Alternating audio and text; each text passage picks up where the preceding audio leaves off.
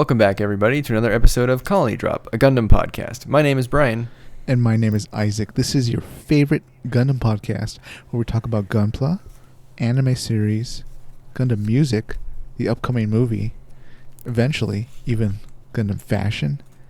We talk about everything Gundam, Brian. Everything. And one of those things is Gundam SEED, Isaac. We left off on our last review with our characters stranded in Orb. Oh, Orb. Orb. What could you possibly represent, Orb? Yes, so our heroes aboard the Archangel were seeking shelter. They got to Orb, and they decided to kind of wait it out there, right, Brian? They did. So if you couldn't tell, today is going to be, we're going to wrap up our review of Gundam SEED, the back half. And I got to say, I just finished my rewatch, Isaac, about, I don't know, half an hour ago. And I got a lot of questions for you. And you said I came to the right place. That's right. Welcome to Blue Cosmos headquarters. My name's Isaac. I'll be happy to assist you. So any questions you have, I'll be here to answer them. I'm excited. I got an after-action review list here, or a Good. post-mortem list. Well, yeah, a lot of people do die, right? Yeah.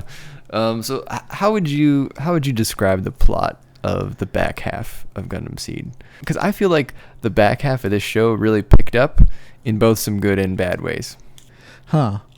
That's a good way of putting it. On the one hand, it reaches a level of being unbelievable. And then on the other hand, they really raise the stakes by, bringing out the super weapons, an epic final battle, and they pretty much do their version of a Baoku. And also Solomon. Yeah. It's basically the same battle. The last 5-10 episodes, they kind of all bled together to me. Right, yeah. Once they're in space, it pretty much turns into the plants and what's left of Zaft is really all just in one spot, and they just need to bring all their ships and mobile suits there and battle it out. Pretty interesting. But yeah, I mean, as of last week, our heroes were in Orb, and they were being sort of secretly held there because Orb is quote unquote neutral. Wink, wink, nudge, nudge. Yeah, even though they helped design the Gundams and all that. Yeah, I don't know if you can call yourself neutral if you really do that. No, they're a nation of Earth, as was explained. But of course, our Zaft boys, they get in with some fake IDs, which I wasn't sure if that was like a meta commentary on the fact that these are these like young children and they're really too young to be even fighting in this war. But yeah, everybody will like nod and just believe that they're like engineers or mechanics or whatever the heck they were supposed to be, right? Yes. They're like, oh yes. yeah, sure. Yeah. Yeah. So they get into Orb. We get introduced to a lot of stuff in the back half. Yeah. Everybody starts having mobile suits, whereas I feel like the mobile suits were maybe more special in the first half, and then all of a sudden in the back half, every nation gets a mobile suit. Naturals get mobile suits. They're just handing these things out like candy here. I think right away we are greeted with Orb's new mobile suits, the M1 Astrays. What did you think of the Astrays, Isaac? I mean, I like the colors. To an extent, they're a little bland, I guess, but it's serviceable, I guess.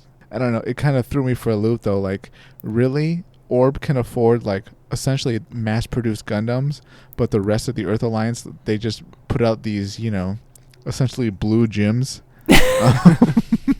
So I was like, their look is a lot better than their success. Exactly. Yeah, they're essentially gems that have like the cosmetics of a Gundam. Yes. Because battle-wise, they one shot from one of those strike daggers, yeah, you'll go down. Yeah, they're toast. Because I think in the back half, we definitely reached the point in the show when all of a sudden all the grunt suits become made out of paper. Right. In the beginning of the show, right, even the Jins were sort of tough. Like, they took a few hits. Kira had a hard time, yeah. Yeah, but now in the back half, the Jins, the strike daggers, and the Astrays, they just fold. Like, you flick them the wrong way and they just crumble, which is unfortunate, but so it goes when you're an army builder grunt suit. In their defense, though, we're reaching the point where like the Earth Alliance, well, pretty much anybody on Orb, so Earth Alliance and Orb, they're fielding beam weapons left and right. Like, they don't even use like machine guns anymore or conventional weapons. Like, Zaft is still doing that for some reason with like Jins with machine guns. Yeah, that's true. I guess the Jin sword is like the equivalent of the Zaku Heat Hawk, right? Right, except the Heat Hawk superior because it's so much lighter and thinner, and the Jin sword is like, I don't know, it's too chunky for its own good. Yeah, that's fair. Yeah. So we see these estrays, and the Morgan wrote mechanic, Erica Simmons, gives the seed factor a name or defines the acronym. This show loves its acronyms, Isaac. This is probably one of like 10 acronyms we get in the back half. Dare I say this is the first time we've seen Gundam presented as an acronym. I think you're right. If I remember right, did it have 2 different acronyms in this show, or was it the same acronym both times? That's a good point. I just remember it being one, which was, oh god, this is a horrible acronym. General Purpose Utility Non-Discontinued. Never mind. I don't even want to say it. I don't want to give it credence because it's nonsense. Anyways, continue. Yeah, so we've had Gundam, and then she says that SEED stands for Superior Evolutionary Element Destined Factor. Oh god. And she basically just says, I think Kira is better than all the other coordinators. And that's kind of all we got out of her, which was strange. So she's going to like monitor this guy. So Kira makes her a new operating system for the Estrays to make naturals be able to pilot mobile suits. It actually allows Mu to pilot the Strike later on in Kigali. Thick-headed natural Mu. Yeah, but this actually leads me into a point I want to ask you about. Uh-oh. So Do it. Archangel refuels in Orb, but the Zaf boys, they know they're there because Birdie flies out and goes to Atherin, and then Atherin and Kira, we get this good scene actually where they have to pretend they don't know each other in front of the other Zaf boys and in front of Kigali, and Atherin gives Birdie back to Kira. So then the Zaf boys kind of lay in wait, right? And then they attack when the Archangel, as soon as the Archangel leaves. Surprise, surprise, the Zaf boys are waiting. And Kira just kind of mows them all down for the most part. He kind of embarrasses them. He embarrasses, especially Izak. He embarrasses Izak every time they fight. He's always cutting off his legs, cutting off his arms, his head, doing something. Whatever company makes the dual replacement parts, they must be pulling in a lot of money. Probably like scarring up his face any chance he gets. And then that's the battle where Kira kills Nicole because Kira's beating on Atherin. Oh, yeah. Nicole runs in and Kira kind of just slices him in half. Pretty gruesome death, actually. Yeah, beam saber to the face. Yeah.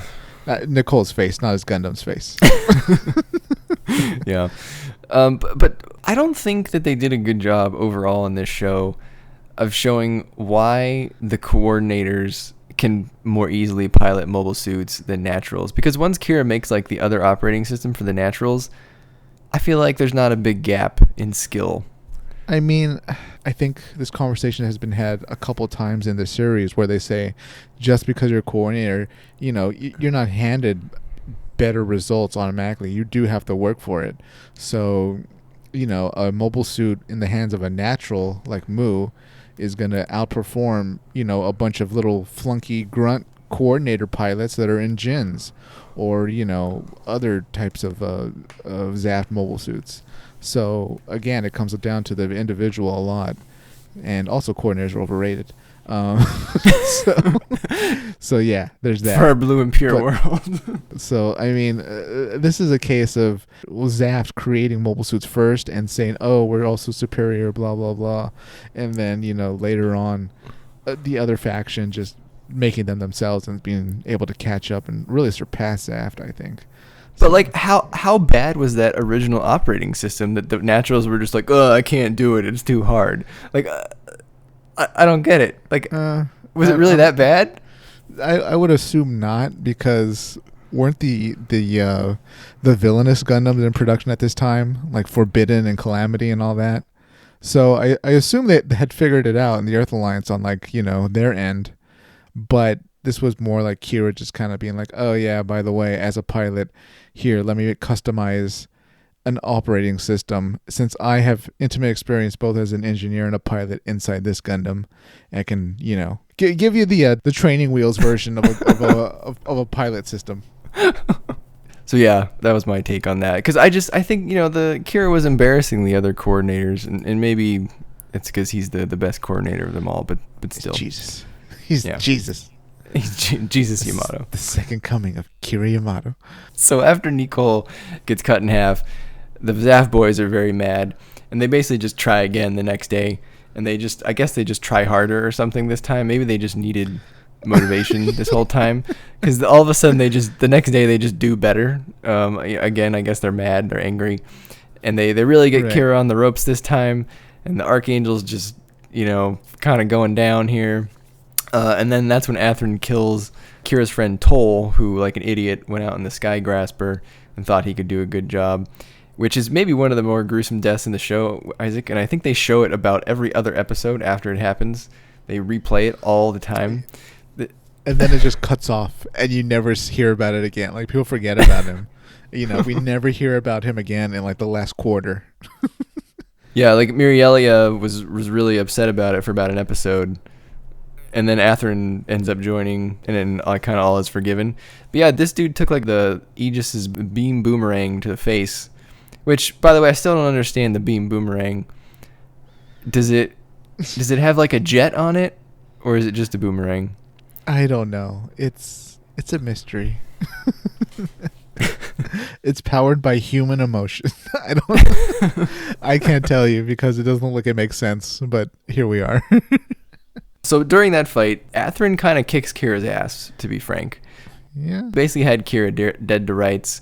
He ends up using the mobile armor mode of the Aegis, which is pretty neat, I guess, when it used correctly. And he latches onto the strike, and basically point blank, he's gonna blow him up with that chest cannon thing. But he runs out of power, which is a bit of a gimmick they rely on too much, I think, in the back half. So he runs out of power. He can't fire it. So instead, he self-destructs his suit, which Athrun has this thing about self-destructing his own suit. Maybe it's like a deep-seated personal issue. But he essentially blows himself up point blank with the strike. I mean, Athrun gets out before he blows up, but at that point you think Kira's dead. But you find out basically the next episode that somehow Kira is all of a sudden in a plant with Lakoose. Yeah, that came out of nowhere. I did not really like that. And the explanation was that Lakoose's, I guess, friend or random dude who like lives in the same plant as her, whose name is Reverend whatever. He happens to run an orphanage on the same island that they were fighting. And then Kira, I don't know, I guess he must have flown out of the cockpit in the explosion or something, and the Reverend found him, and he was like, hey, you have the seed, I should take you to Lakoose. That part made no sense to me. Is there a way to make sense of this? It was very much a the writing dictated illogical things happening. Of course he was on that island. Of course the Reverend that's fighting for peace is friends with Lakoose because she's also fighting for peace, right? And then of course he somehow managed to bring him back to the plants, and of course now he's going to be here among the plants and have an all too brief stay to hijack another Gundam. He was there for hours. He was. He got better. He took a nice little nap, and I guess that coordinator body just healed up real nice. What I didn't like about that is it felt like a missed opportunity to have Kira kind of maybe stay in the plants and, like, I don't know. Well, I guess Lakoose wouldn't do this. There'd have to be someone else. Maybe Patrick even. Maybe Patrick would be like, I came to visit you, and, don't you remember? I used to hang out with Athrun or something. But it would have been such a good opportunity, though, for, like, Kira to be given a sort of a tour of the plants for a few episodes and be told, like, see, we built our own society. They're trying to kill us on Earth. We're just trying to survive. This, you can have a home here. You're really among your people now and all that stuff. But we never got it. Instead, Kira's already sold on fighting Zaft. He just wants to hijack a Gundam and get back to Earth. Yeah, that's a good point. I don't think we ever got a conversation between Kira and Patrick Zala, did we? If we did, it always felt pretty shallow to me. Like, I'm fighting for the plants in my home, or my mother was at Junius 7 or something. Because you're right. I mean, Patrick Zala, he probably, if they were hanging out when they were younger, Patrick Zala probably cooked Kira dinner all the time, or something. Yeah. Just the most hate-filled cooking you've ever experienced, Brian. Just him yelling in the kitchen, and like it's like he always burns spiciest he always food. Burns the eggs. He's like, I wish I could boil the earth like these eggs. I'll kill you, naturals. Fry their skins like this bacon I'm serving you boys for breakfast. list. Yeah, I don't know if the Gundam Cafe has any Patrick Zala items on the menu, but they should add some really aggressive like burned foods or like really spicy foods that just no one wants. It's just red and angry, and like the plate's always served to you like well, because the later use of nuclear weapons, it's like the plate's always been in the microwave. Like that plate gets nuked for like 5 minutes, and like we all say, "Hey, the plate's hot." It's Patrick Zala style. Oh, and you know what? Like, you've seen sugar candy, right? Like, yeah, like so it's like glass, right?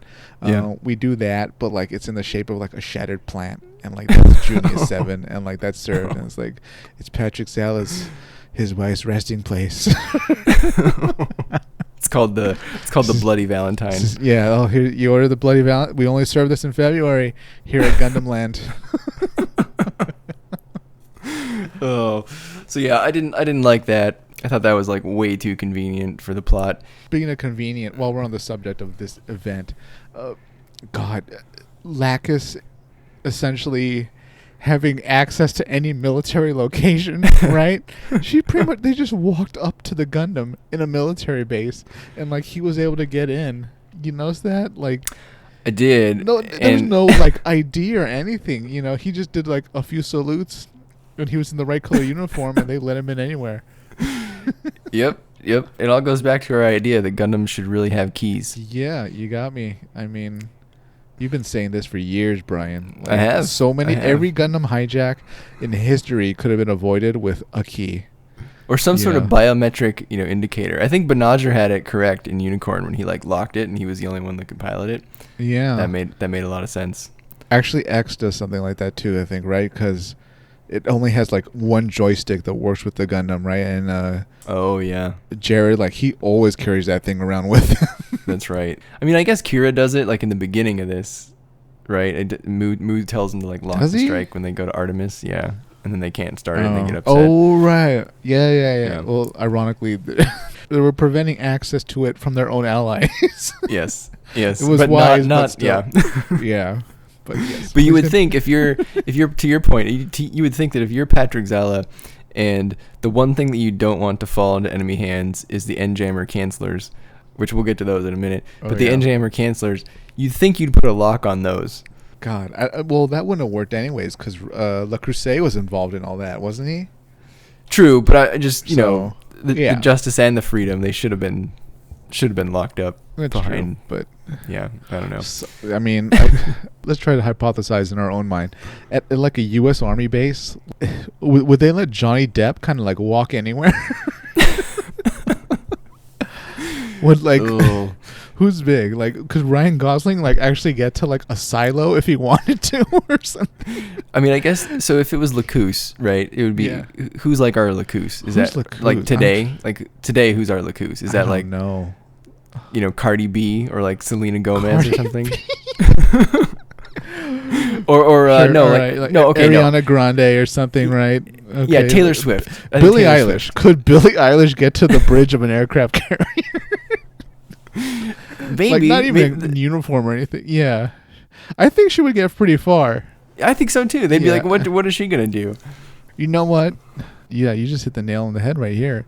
So all the enlisted would let her in, right? But the actual officers, they're older, so they'd be wondering, like, who is this person? Is this like a senator's daughter? Is the senator on board or something?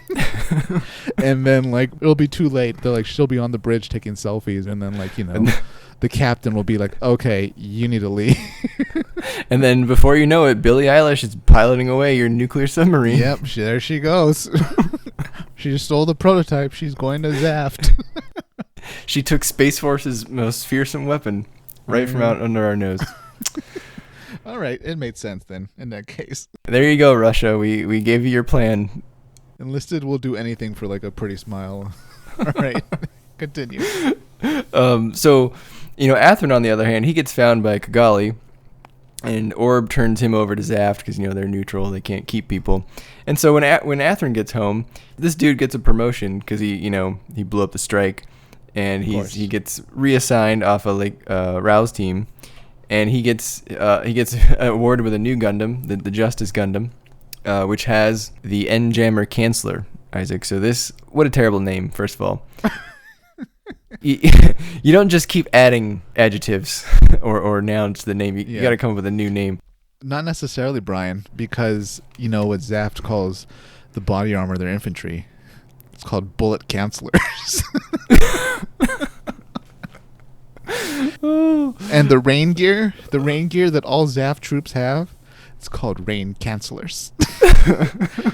Put on your precipitation canceler. All hand soap that's available, it's called germ cancelers. Now that we're in the rainy season here in beautiful California, like when you go out with your wife, are you gonna tell her like, hand me that rain canceler? She's not gonna talk what? to me. Yeah. She's gonna schedule you for an appointment with like your doctor. Like, he's saying funny things.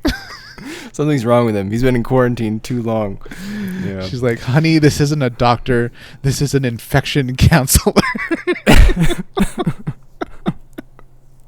Please continue. So the end jammer canceler, I mean, I guess that is in the name, right? It cancels the effect of the end jammers.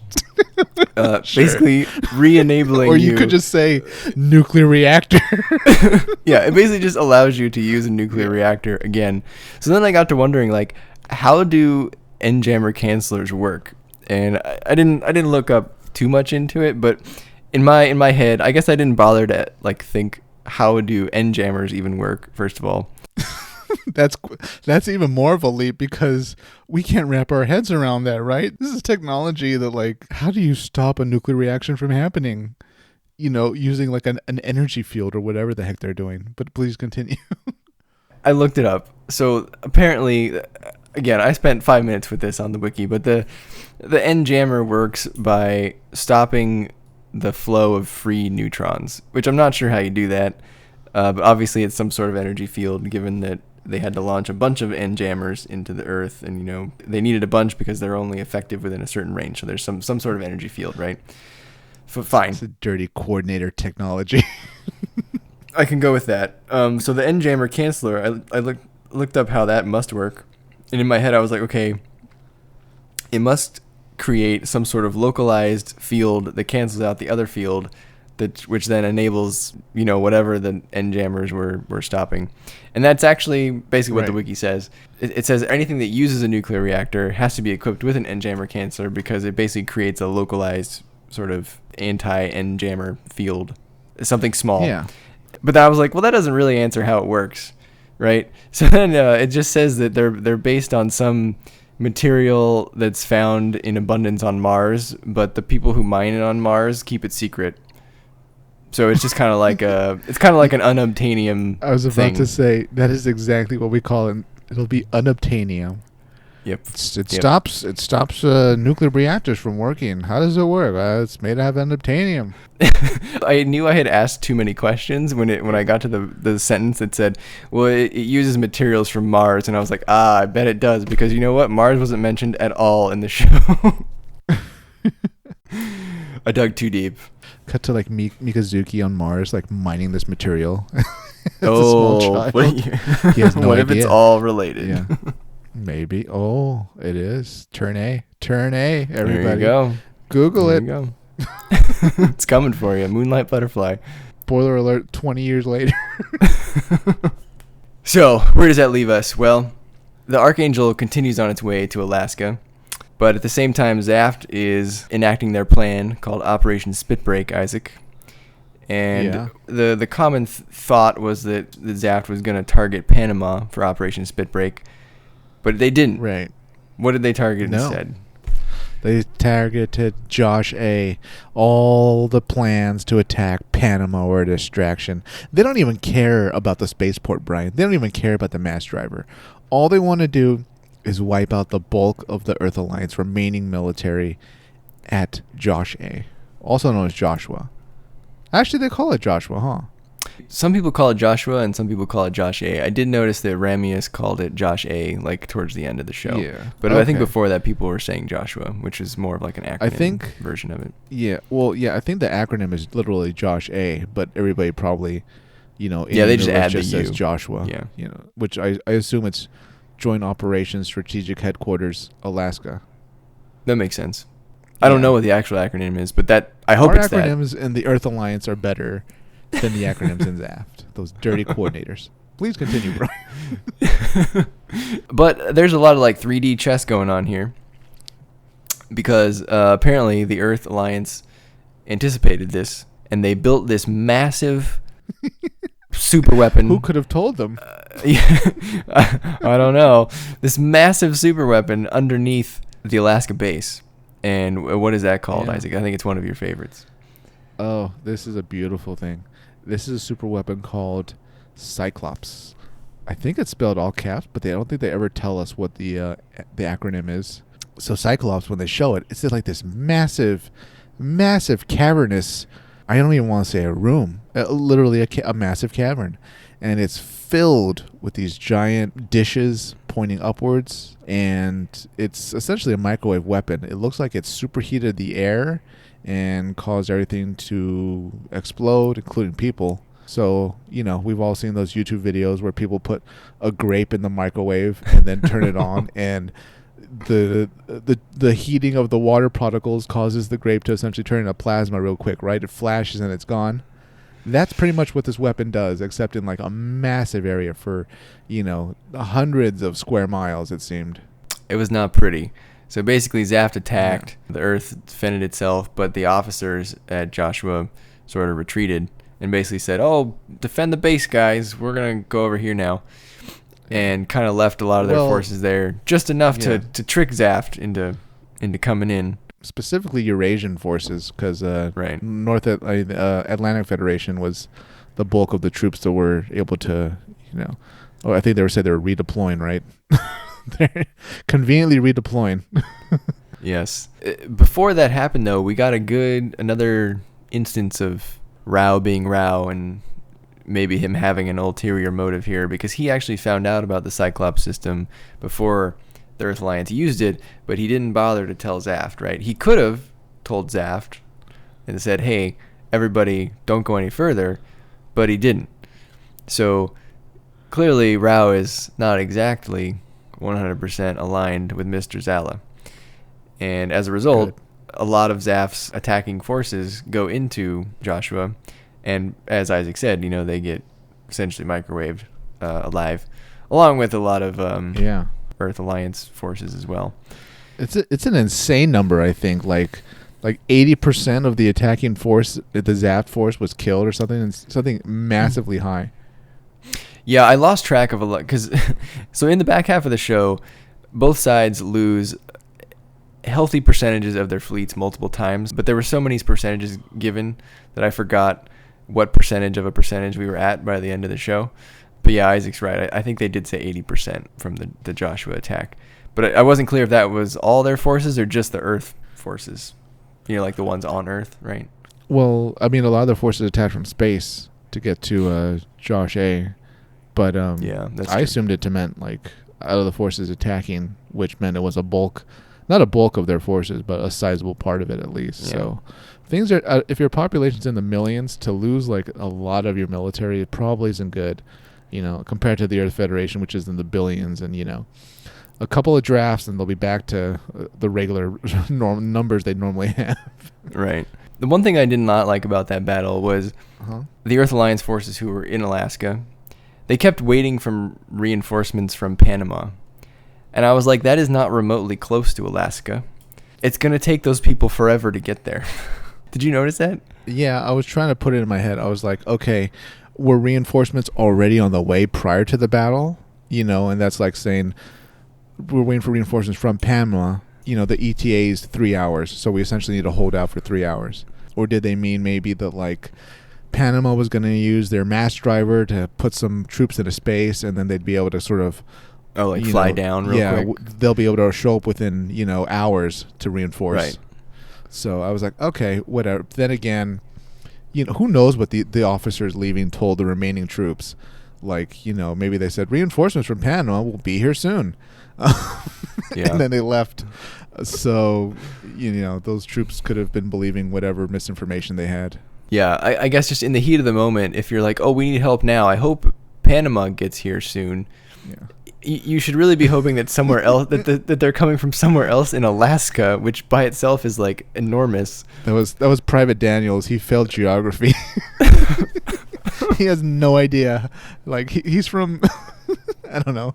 Maybe he's from like a part of the world that's like he has no reference where like Panama is, how close it is to to Alaska. He's not from North America. Oh boy.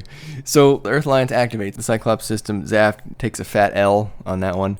Meanwhile, in the plants, Athrun finds out that Lakoose gave the Freedom Gundam to his pal Kira, and Kira flew down and saved the Archangel.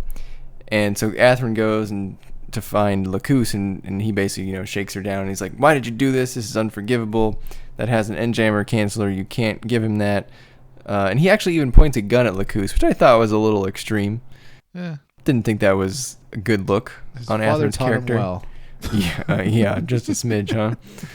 Things are bad, just take out a gun. Oof. So then what I thought would happen next was really strange. And again, I don't know if this is where they wrote themselves into and they needed to get to the next big set piece. So Zaft takes heavy losses at Joshua from Cyclops system.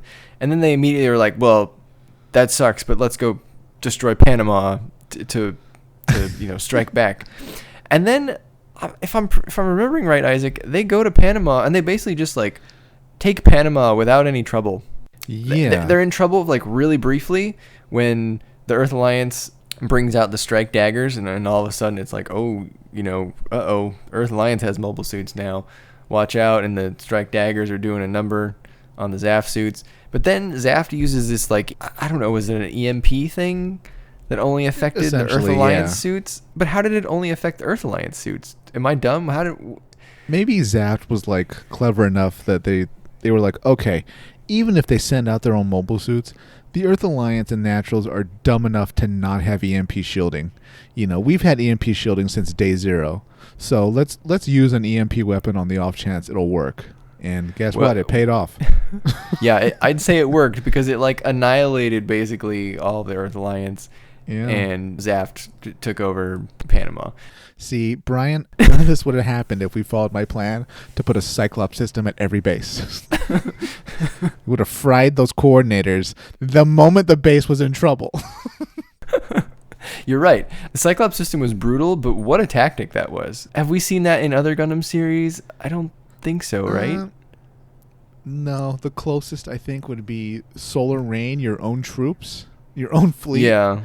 Mu was able to recognize the Cyclops originally because he saw it used almost in the same way on the moon in some early battle during the Bloody Valentine War. Right. Yeah. Other than that, no, we haven't seen such a masterful use of luring your enemy in, essentially losing the battle, but making it so painful for your enemy that they lost the battle also. Yeah. And like you said, the Cyclops system was massive. It must have taken them months at a minimum to build that thing. Yeah. It was cooking for a long time, Brian. A lot of communication with a special someone between Earth and him. So I assume this is Rao's doing, you believe? Absolutely. I think Bitbreak's intended true target was leaked.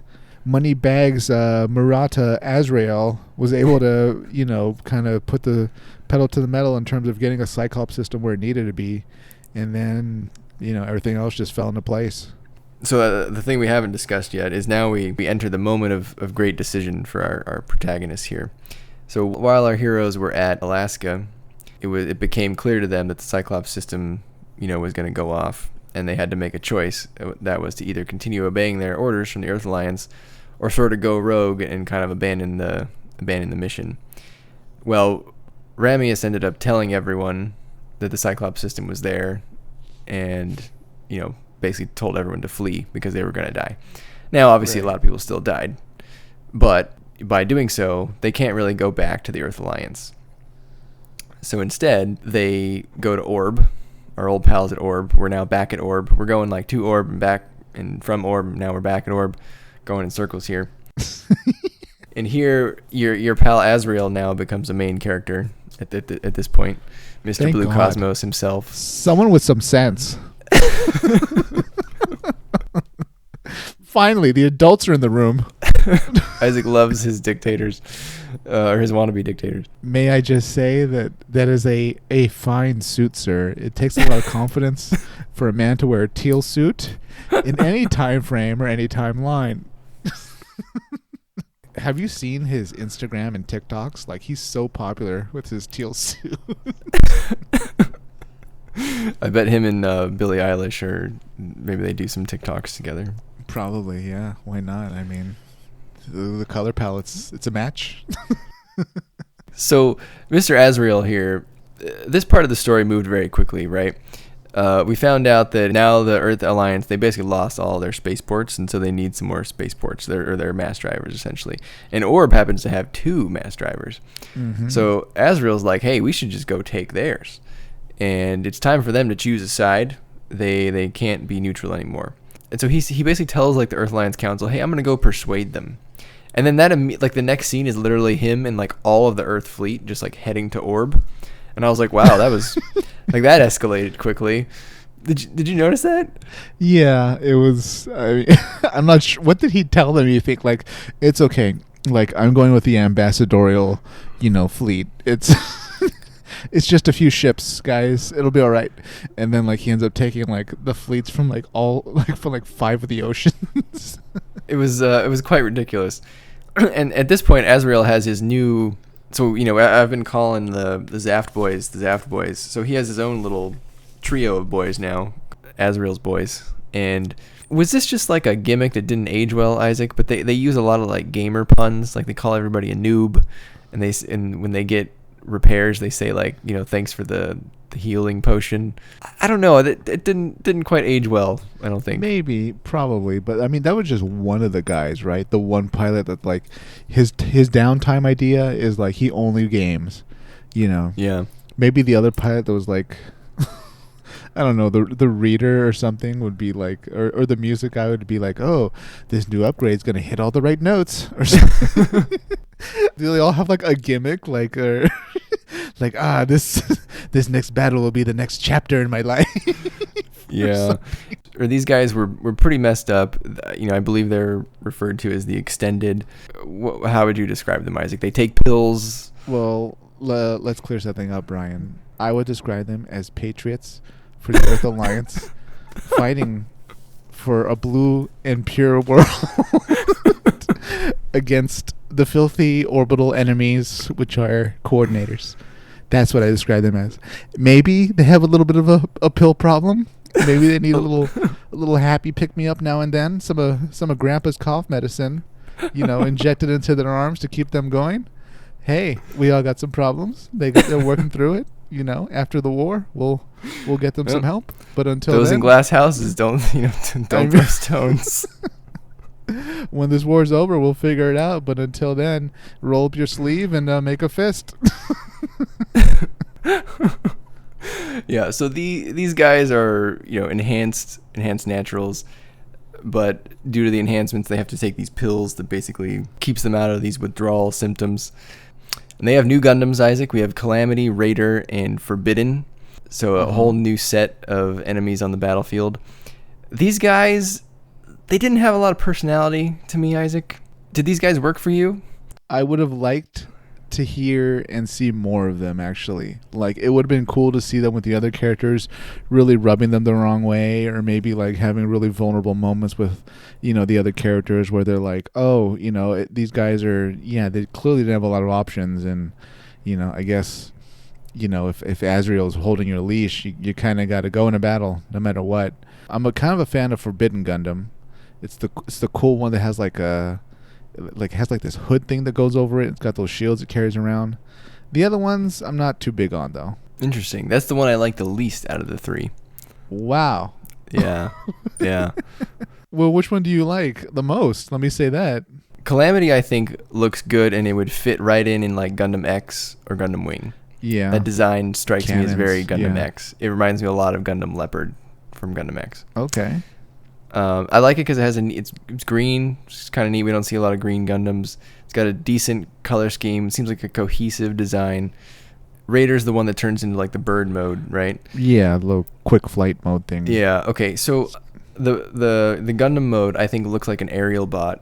from Transformers in a good way. The aerial bots are one of those like combiner teams that combines into like the bigger Transformer. Oh my God, Brian! If you squint your eyes, it's Starscream. Yeah, right. It looks like a Transformer.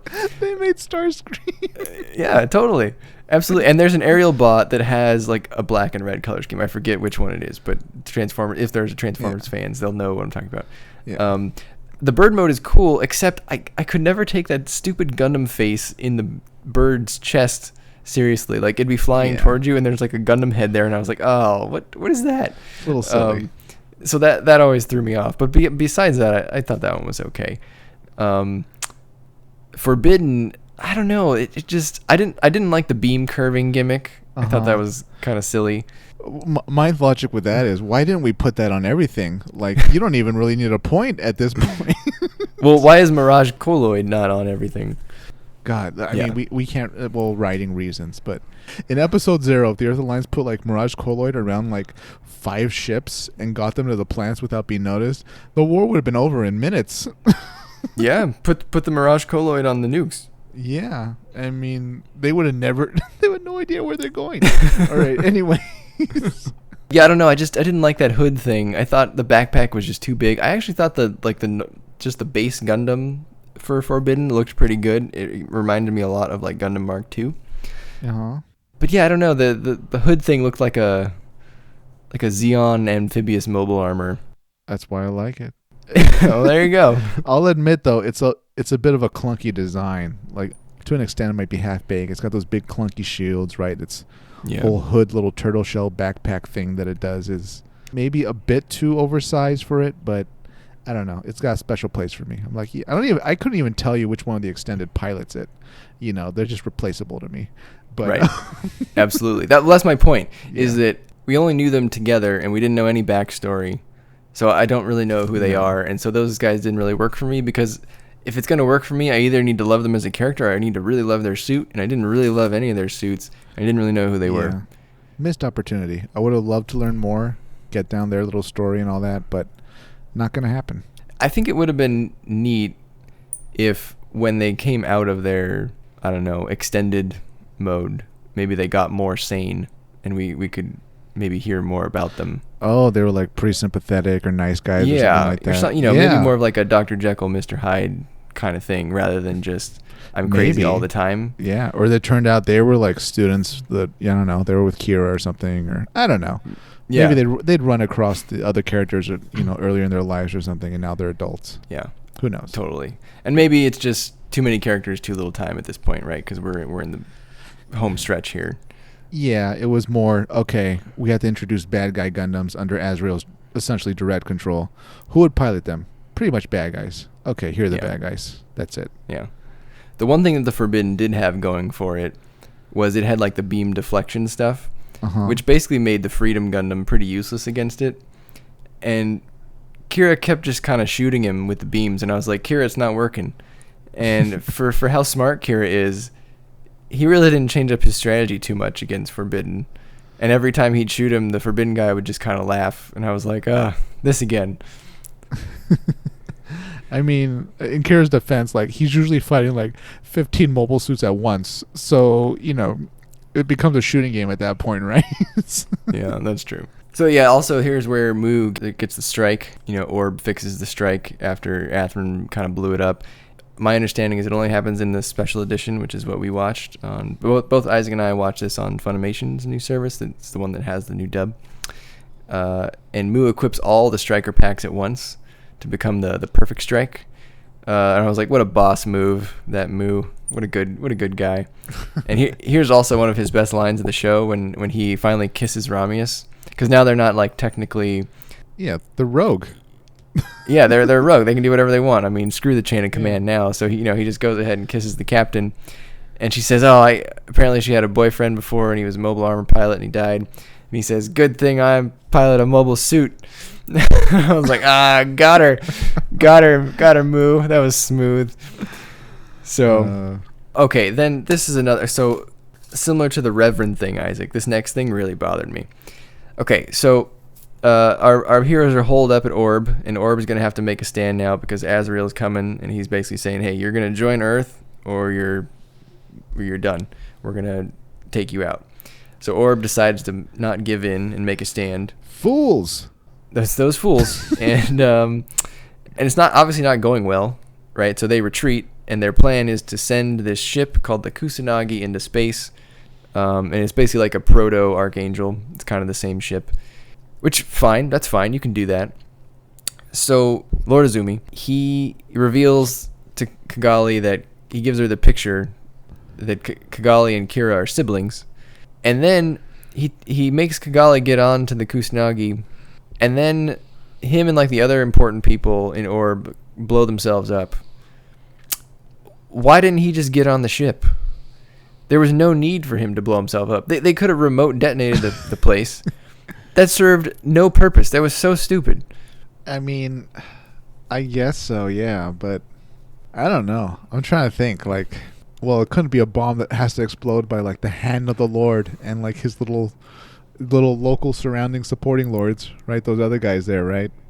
Maybe Yeah. it was a case of, like, he felt that so many had died on Orb during the course of the battle that it would be wrong for him to leave. You know, if the nation will fall, the Lord must fall with the nation. I guess, but he could have blown it up, got on the ship, and pretended to have died, and then came back later on when they sorted out the conflict. It doesn't make any sense. It makes sense to sacrifice yourself if you had to, right? So, for example, in Rogue One, the sacrifice made sense there because they had to be on the planet in order to do the thing that they were trying to do. Here, he literally says, bye, it really sucks, we have to do this. And then he like walks back down the ramp, goes into the thing, pushes the button. We don't need to do that. Come on. Yeah. I mean, on the one hand, you have a really valid point, because can you imagine, like, from a political perspective, how much more weight it would have if Lord Izumi was, like, you know, in space saying, you know, clearly the Earth Alliance is being run by, like, you know, warmongers because they leveled our peaceful nation where we're neutral. You know, just him essentially being a mouthpiece for why the war needs to kind of close. Maybe they could have even kept him going to, like, the final episode where he could broker the peace, you know? Yeah, absolutely. Yeah, but so I don't know. That really bothered me. yeah, for Kigali's development, they needed him to go away. Yeah, and it was dramatic. I get it in the show, but if you stop and think about it for a sec, I was like, that makes zero sense. She's like, you can get on the ship. There's like so much room. Yeah, there's plenty of room. You know, you could even take all of his friends. It wasn't. They weren't cramped. And Brian over by the window, like, hey, is he coming? Nope, we're good. We're just gonna blow ourselves up now. I just finished preparing his room. Yeah. Yeah. So the Archangel and the Kusanagi, they lift off into space, and they decide to go to these abandoned colonies called at Lagrange Point 4. If you want to know what a Lagrange point is, go listen to our Space Colony podcast where we talk about Lagrange points. Look at that, Isaac. Like 30 weeks ago we covered that. Well, you know what? It's coming back. We can see the future. If only Lord Izumi could see his own death coming. And so they lift off into space, and things are not going well in Zaft. Lakoose is now like on the run. She's broadcasting anti-Zaft propaganda, or anti-Zala propaganda, I should say. And I think here in the special edition, Isaac, I don't know if you caught it, but they added like a Shin cameo and a Rey cameo. I think it was around episode 39-ish. Huh. They showed him at like, it must have been like a training academy or something. It was real quick. I was like, oh, is that Shin? And I think they went and added that in the special edition. No, I didn't catch it. The only time I think about Shin is when like Orb is being evacuated and like the battle's happening. Then I'm like, I wonder if I'm gonna see Shin, or like I'm like, oh, that could be Shin. Yeah. That burnt bunch of trees. So sad. That's what you get for supporting the coordinators. Anyway. So yeah, it's not going well. Mr. Klein, Lakoose's dad, he gets hunted down and killed by basically Patrick Zala's goons. Pretty brutal death. They kind of just barge into his house and shoot him. Yeah, not even like an attempt to arrest him, you know? Nope. Well, like politically, things in Zaft, I guess, were really unstable, you know? Yeah, Patrick Zala really wields a lot of power in this nation. Yeah, I mean, say what you will about the Earth Alliance, Asriel still kind of has to go through the formalities of the little committee that they run things with. Yeah. You can't march in there with goons with guns and like say, okay, we're gonna get the nukes. He essentially kind of had to ask for permission to convince them. Yes. Azrael smartly deduces that freedom and justice are running on nuclear power.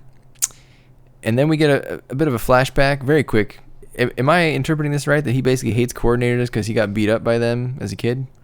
Yeah, I mean, I don't know if that kid took martial arts or something, but he was able to fight like 6 naturals at once, right? He did. He really just kind of, flipped one way and another the other, and I was like, oh, we got Bruce Lee over here. Right. Sometimes, you picked the wrong coordinator to try to like gang up on, because like if it was anybody else, they would have been, they would have won. It would have been a curb stomp. But he picked like the one guy whose like mom was like a jiu-jitsu champion or something in the plans.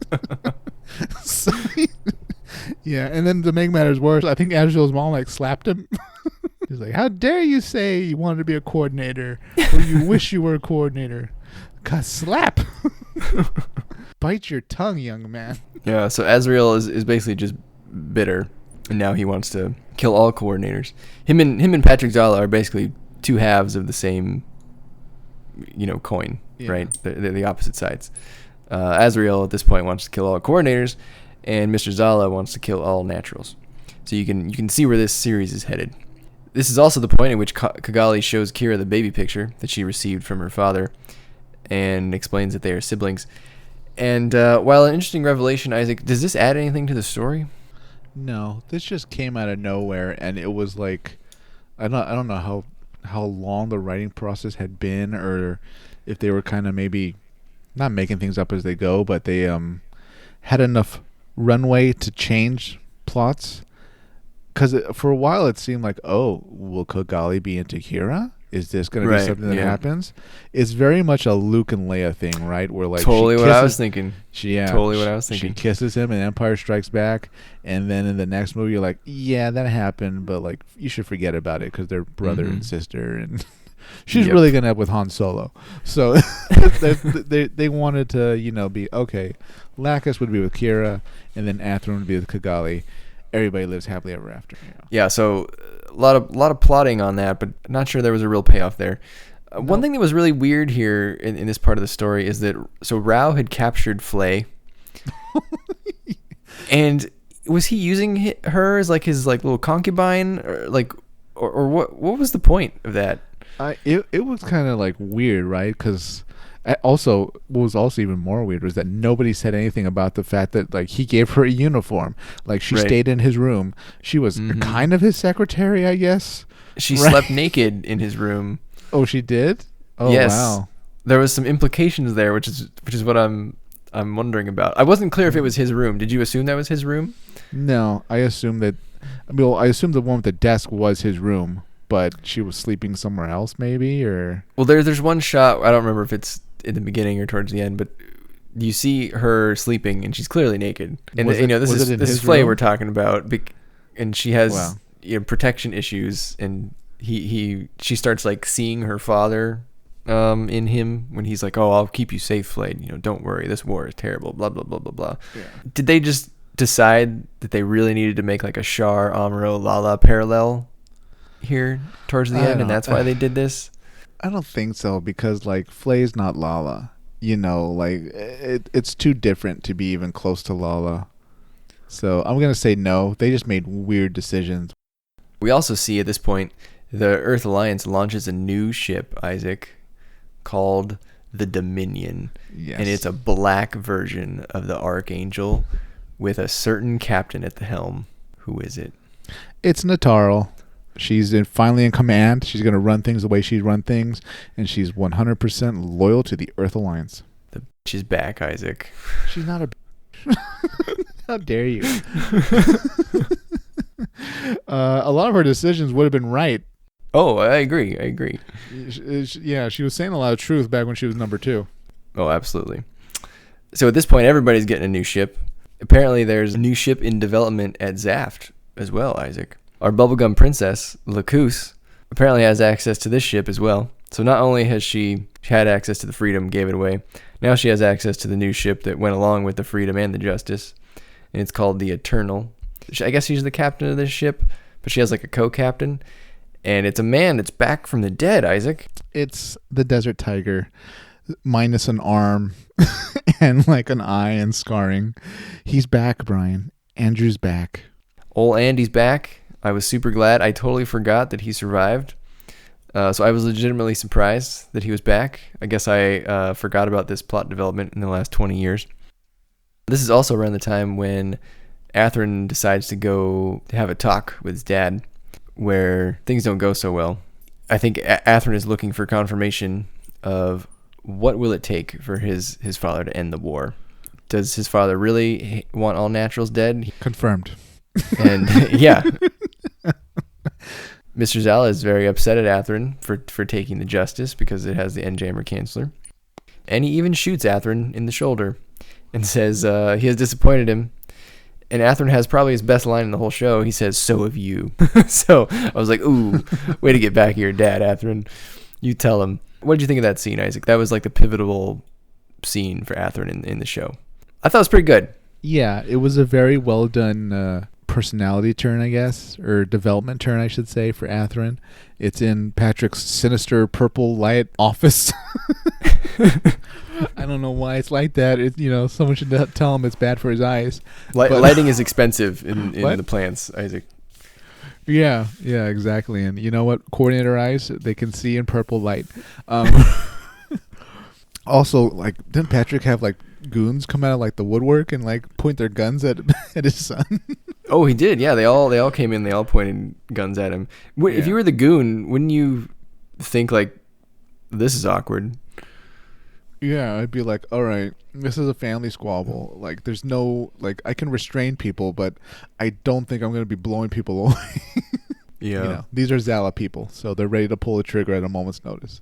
Good for Athrun. He checked off the final check to put himself into the group of neutral people, the group of people that aren't with Earth Alliance or Zaft. We're getting ready for the final act. So Natarl gets a new crew member in the form of Azrael. So he boards the Dominion with his 3 boys. If you're watching the show, you clearly know that you're headed for like a mirror face-off now, right? Between Natarl and Ramius. Yeah. At the end here. With literally Gundam ship versus Gundam ship. Yeah. Exactly. The one thing I noticed here, Isaac, was that with Azrael's 3 boys, you had the 5 original Zaft boys plus Kira. That's 8 opportunities to have a girl Gundam pilot, and we don't have one. Yeah. I mean, this was 2000-ish, so not that long ago, but also something that should have been done and is long overdue still. Yeah, it's interesting because you had Ramius and you had Natarl, and you had Kigali, which are all strong characters. They're just not in a Gundam. I mean, Kigali gets one at the end, but it's like 2 episodes. Right. The ones that we do see in Gundams, like it's the B team at Orb. Yeah, the Estrays. And I mean, I think they were the mechanics, right? So yes, they know how the machines work, but they're not necessarily the best at using them. Yeah, just something interesting I noted. You're right. It's not good. Yeah. I'm not saying it had to be 50-50. I'm just saying out of the 8, I thought maybe 1. Yeah. Just because it's called a cockpit doesn't mean you can't put a woman in there. So, come on, guys. I might be Blue Cosmos, but even I want women pilots. So, and I'm not saying it's a knock on the show. It's just interesting that we have this sort of big movement today, and now you go back and you it kind of sticks out a little bit on the rewatch. So yeah, it's like, wow, it's kind of glaring. Yeah, in this instance, complaint confirmed for sure. Yeah. So, and we do get our first go round with Natarl versus Ramius. And Natarl just kind of goes right for it. They have a talk, and Ramius says, "Hey, you know what? We're never going to give in." And Natarl basically outdoes Ramius, which is exactly what you think would happen. I mean, Natarl always seemed more of a strategy person than Ramius. That's at least that's how I always saw it. I don't know about you, Isaac. Yeah. Well, in Ramius's defense, like, it almost seemed like command was thrust upon her. So she was never really in the mindset, as opposed to Natarl, who looks like her career path was, I'm going to be in that seat one day, and if there's a war, I'm going to win it. Yeah. Yeah, she'll cut someone to get where she needs to go, right? Yeah, and Azrael coming on board, sure, whatever, as long as we succeed. Yeah, and she pulls a really cool maneuver here where she fires missiles like over to the side, and the missiles stop for a long time, and then later on she fires them, she like powers them back up, and then they hit the Archangel when Ramius isn't expecting it, and I thought that was pretty neat. Very clever, yeah. I think even Azrael, yeah, he was like, "What are you doing?" Like, did he say something sexist too? I think. Oh, I'm sure he did a lot, right? Yeah. Well, no, he definitely did right when he entered the. Oh yeah. Yeah, he did right when he entered the ship. Right, he's like, "Oh, she's as beautiful as they say she is. Should I consider this to be a perk or something?" Quite a battle happening here. Azrael's boys are giving Kira quite the runaround. They end up going into one of these colonies. All the players sort of end up in the colony. Rao, Mu, Kira, and it just so happens to be this human development facility with a bunch of fetuses in all these like tubes, which was pretty gross. Yeah, how convenient. Yeah. And we're gonna cut it there for this episode. Next week, we'll conclude our review on the back half of Gundam SEED by asking all of our lingering questions and, of course, getting Genesis.